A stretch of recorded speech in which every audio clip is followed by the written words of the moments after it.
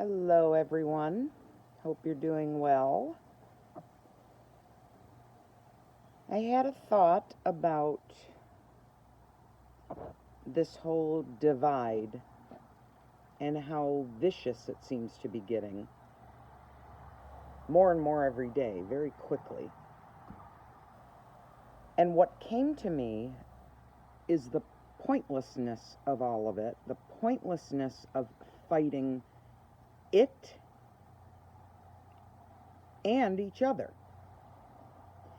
And that thought led to, what if that's the entire point of it all?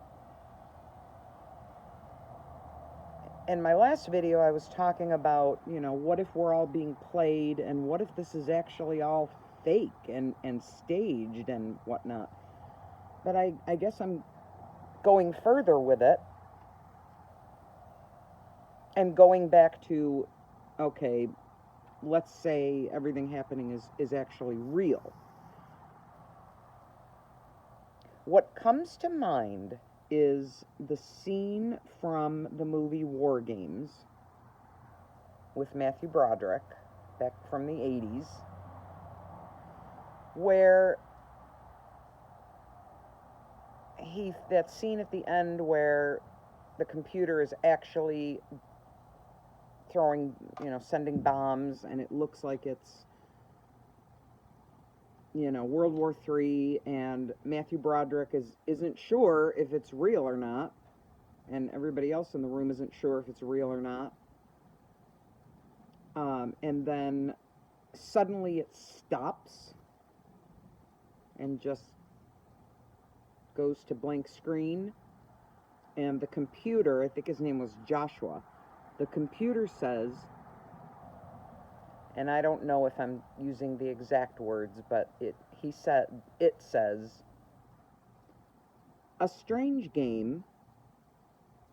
The only way to win is not to play." And I remember being a teenager at that time and not knowing a thing yet about anything. But I remember getting a chill when that came on the screen. Just a truth chill.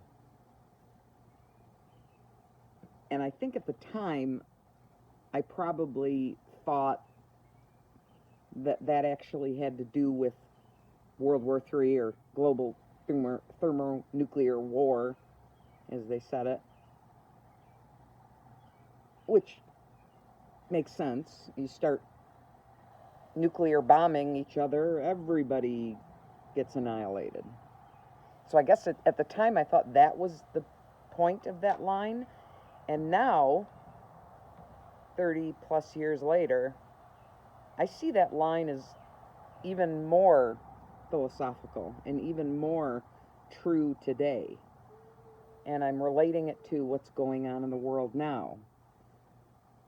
I'm starting to realize the only way to deal with everything is not to play, not to participate, not to, and like I said this in my last video, both sides, I'm not playing, I don't comply, I'm not part of this. Sounds easy, sounds really easy. It's not so easy when you're in this 3D existence and every single human being is either over there or over there. And here you are stepping back. I like to think of it as stepping back rather than rising up. Rising up sounds a little elitist, and I don't want this to sound elitist, like I'm better than all this. No. It's more of a Buddhist perspective of I am detaching myself from all of it. I'm detaching. I'm not better than you or you. I'm not even participating with you or you.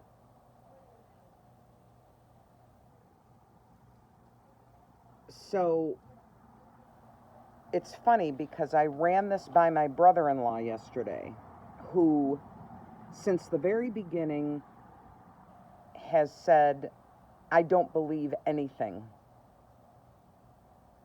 I'm right in the middle. I'm not buying into anything. And at the time when he said it, probably, I don't know, fall of 2020, I talked to him about it. I remember thinking that that was a cowardly stance or a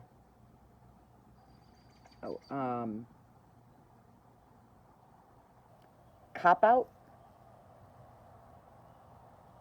I remember thinking, well, you got to believe something. You have to stand for something.